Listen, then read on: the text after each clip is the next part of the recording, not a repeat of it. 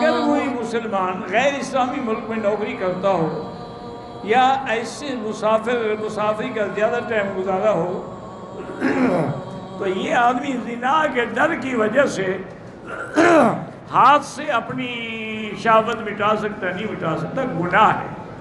قیامت کے دن جو لوگ ہاتھوں سے شہوت مٹاتے ہیں ان کے ہاتھ حاملہ ہوں گے، تاکہ لوگوں کو پتہ لگے کہ اس بدبخت نے اپنے ہاتھ کو استعمال کیا ہے۔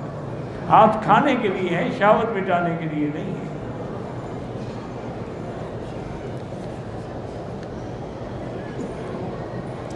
بال کاٹے بغیر احرام کھول دیا، دم بھی پڑ گئی لیکن بال تو کٹواؤ نا پہلے۔ جب تک بال نہیں کٹوائے گا دم تو پڑتی جائے گی جو غلطی کرے گا۔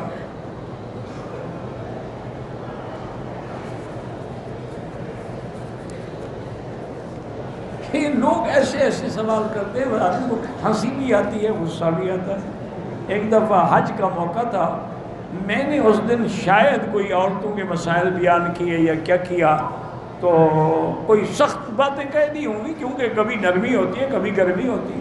اصول ویسے دعوت کا اصول بھی یہی ہے کہ کبھی وعد ہوتا ہے کبھی وعید ہوتی ہے۔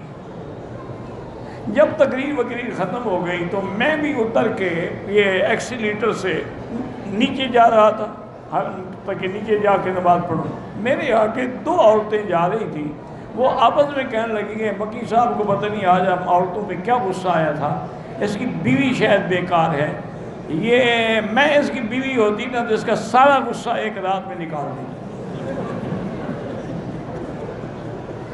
اب میں بلوچ آدمی، مجھے بھی شرارت سوچی، میں نے پیچھے سے قریب جا کے کہا کہ جی میں تو حاضر ہوں اگر آپ بیوی بننا چاہتی ہیں تو۔